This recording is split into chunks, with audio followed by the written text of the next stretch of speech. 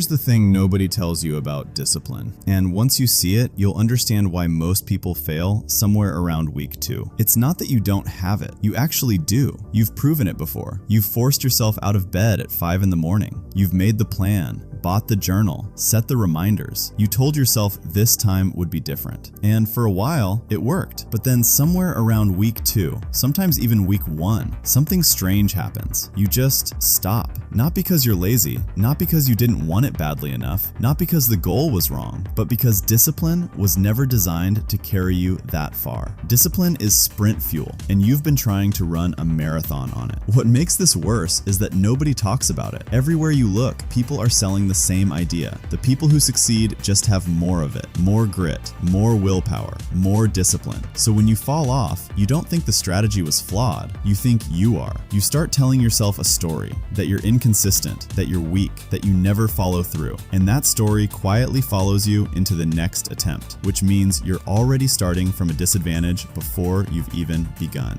Think of it like a car. Discipline is gasoline. It's real. It has power. It gets you moving. But the tank empties every single time. And there's no station you can pull into to refill your willpower. That's not how the human nervous system works, which is why we've all experienced the same strange moment. You start strong. You show up. You're consistent. And then one day, you just don't. No clear reason, no dramatic failure.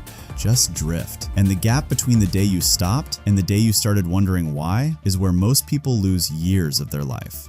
Here's what's actually happening under the surface. Your brain doesn't categorize behaviors as good or bad. It doesn't care about your goals. It doesn't care about your 5-year plan. What it cares about is safety and familiarity. The things you've done 1,000 times before feel safe. They feel normal. They require almost no energy. That's why you can scroll your phone for an hour without noticing. Why you can reach for a snack you didn't consciously decide to eat. Why you fall back into the same patterns you've been trying to break for years. Those behaviors aren't happening because you're broken. They're happening because your nervous system has filed them under one word: normal. Low cost, low risk, familiar. The new habit you're trying to build hasn't been filed yet. It's still foreign, and your nervous system is constantly scanning for signals about whether something is safe. When it sees something unfamiliar, it doesn't register it as exciting. It registers it as friction, not danger, just enough resistance to make you hesitate, just enough discomfort to make you negotiate with yourself. I'll start tomorrow. I'll do it later.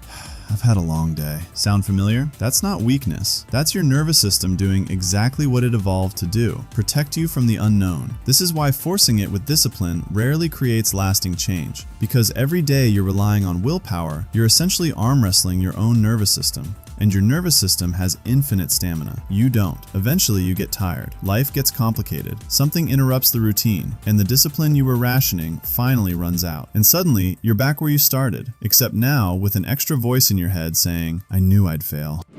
So what actually works? This is the part people usually skip over because it sounds too simple. The shift happens when the behavior starts to carry emotional meaning, real meaning. Not "I want abs," not "I want more money." Those are outcomes, and outcomes live in the future. Your nervous system doesn't live in the future. It lives right now. What works is when the behavior itself starts to mean something, something connected to who you are, not who you're trying to become someday, who you are now. Because when a behavior carries meaning, your nervous system reads it differently. It stops flagging it as foreign. The friction begins to quiet down, not overnight, but gradually, until one day you notice something strange. You're doing the thing, and it didn't cost you anything to decide. It just felt obvious. That's the moment everything clicks. From the outside, it looks like discipline. It looks like consistency. It looks like that person just has stronger willpower than everyone else. But something quieter actually happened. Their nervous system stopped fighting the behavior. The habit got filed under normal. And once something becomes normal, you don't need motivation to do it. You don't need a streak. You don't need to hype yourself up. You just do it. The same way you brush your teeth without negotiating about whether you feel like it tonight. Getting there isn't instant, but the path is different from what most people think. Instead of asking, "How do I become more disciplined?" the better question is, what would make this feel like mine? What would make this behavior feel like an expression of something real inside you, instead of a performance for some future reward? Because once something is yours, consistency stops being a battle. It becomes a default. The people who figure this out all describe the same experience. They stopped stopped forcing themselves. They stopped relying on motivation. They stopped waiting to feel ready. Not because they gave up, but because the decision started feeling already made. The nervous system got the signal, the body followed, and what once took enormous effort started to feel effortless. Not because it became easy, but because the resistance was gone. And when resistance disappears, consistency stops being something you chase. It becomes something you are.